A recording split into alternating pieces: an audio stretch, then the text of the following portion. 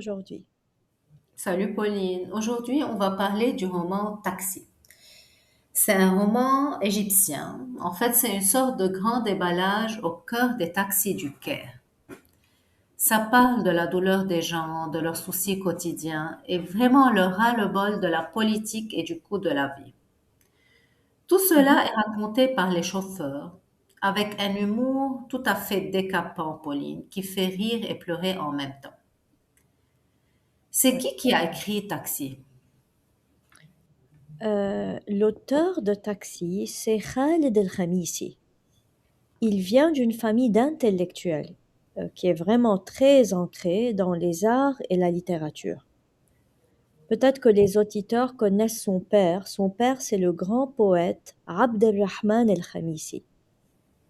Khaled a étudié les sciences politiques à Paris, mais au lieu de rester enfermé dans les bureaux, il a décidé de descendre dans les rues pour écouter les gens. Il écrit avec un style qui sait vraiment montrer les problèmes de la société sans vraiment trop de philosophie, de complexité.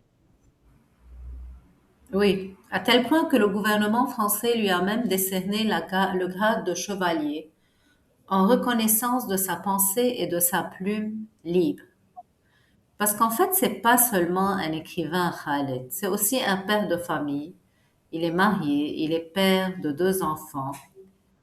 Donc, c'est un type très, comment dire, très proche des gens.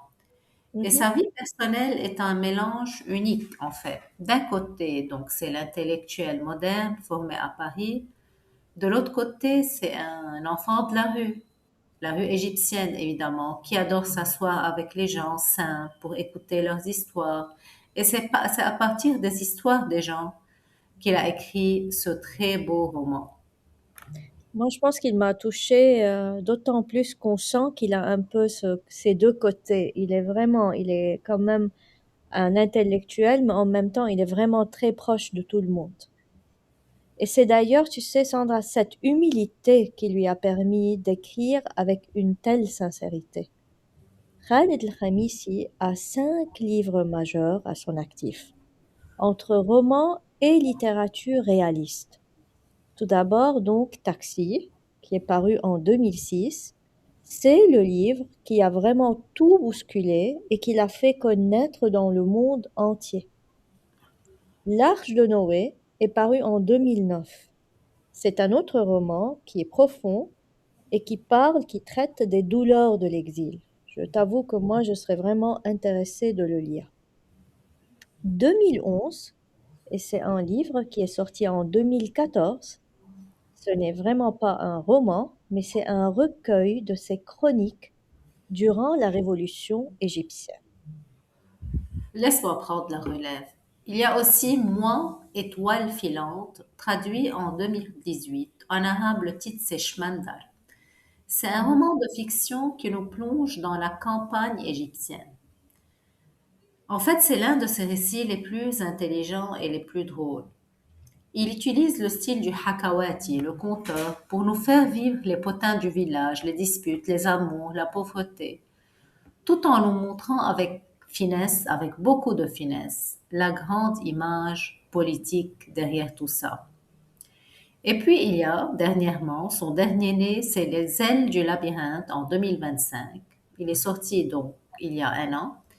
Et il raconte Mhm. l'histoire d'un héros nommé Bassem. C'est un homme perdu dans le labyrinthe de la vie moderne qui cherche un sens à son existence au milieu du chaos et des conflits actuels. Ça touche à des sujets sensibles comme la solitude et l'impact de la technologie sur nos relations. Très intéressant. Et je pense que Sandra, Les ailes du labyrinthe, c'est un roman qui est vraiment psychologique et philosophique, qui nous fait plonger dans l'âme humaine.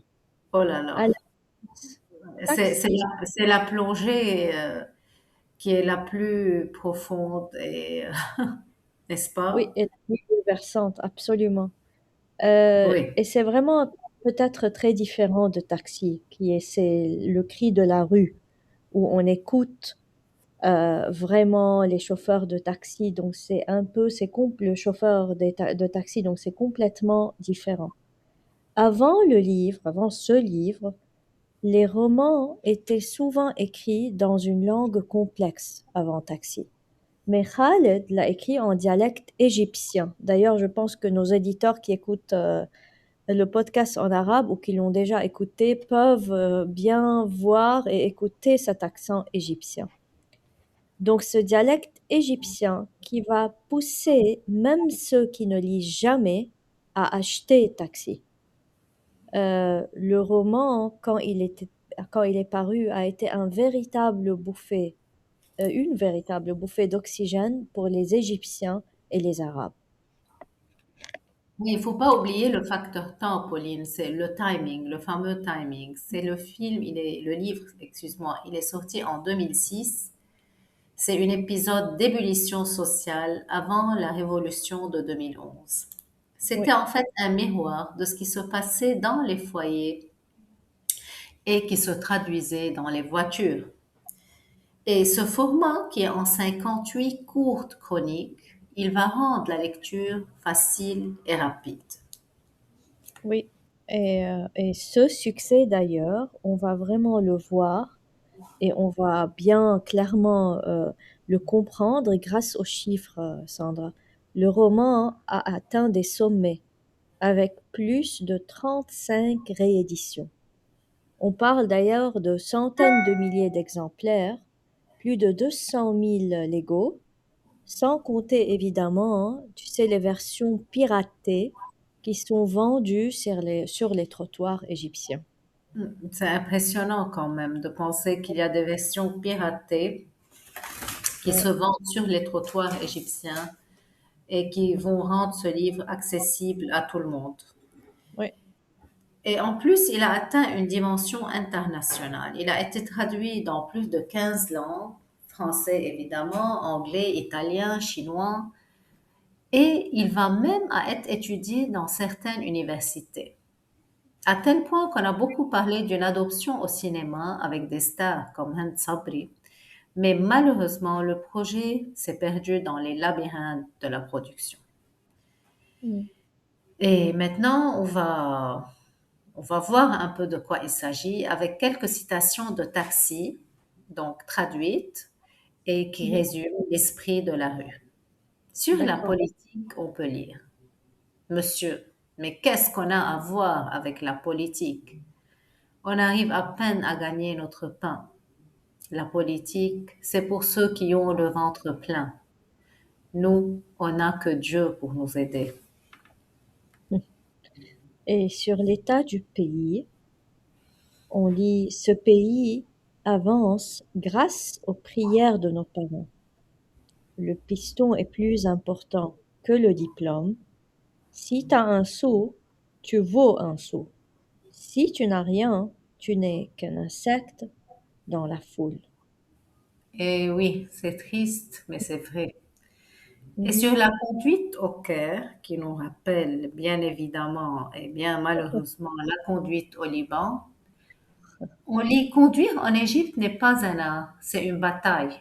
Seuls ceux qui n'ont peur de rien avancent. Si tu attends qu'on te laisse passer, tu resteras sur place jusqu'au jour du jugement dernier. Ouais. Et sur le regard des gens, pour les clients, nous ne sommes pas des êtres humains, nous disent les chauffeurs de taxi. Nous ne sommes qu'un volant. Personne ne demande au chauffeur comment il va, on nous dit juste dépose-moi là ou va à droite, va à gauche. Bon, Sandra, la prochaine fois, si tu veux, on va retrouver nos géographies, on va les marier, on va se retrouver dans un livre publié aux États-Unis et qui rassemble des témoignages sur Beyrouth après l'explosion du port. Hmm. La fatidique date du 4 août 2020, la Oui, date la plus sombre de l'histoire de mhm, Beyrouth. Et ouais, j'espère avec cette situation qu'il n'y aura pas de date encore plus sombre. On Parce que la espère bien. prochaine fois, donc, nous ferons entendre la douleur de Beyrouth dans un livre très touchant qui rassemble beaucoup de témoignages et qui est intitulé The Beirut Call. Et vraiment, ça fait plaisir de savoir que aussi l'auteur pourra être avec nous, nous répondra à nos questions et pourra un peu nous parler de ce projet qui malheureusement sonne encore vraiment d'actualité aujourd'hui, en 2026. Donc voilà, c'était tout pour aujourd'hui. On vous demande s'il vous plaît de nous suivre si vous ne le faites pas encore et si vous le faites, on vous remercie. Et si vous avez envie, on est sur Apple Podcast, on est sur Spotify et on est depuis 2 jours maintenant sur YouTube. On vous dit au revoir.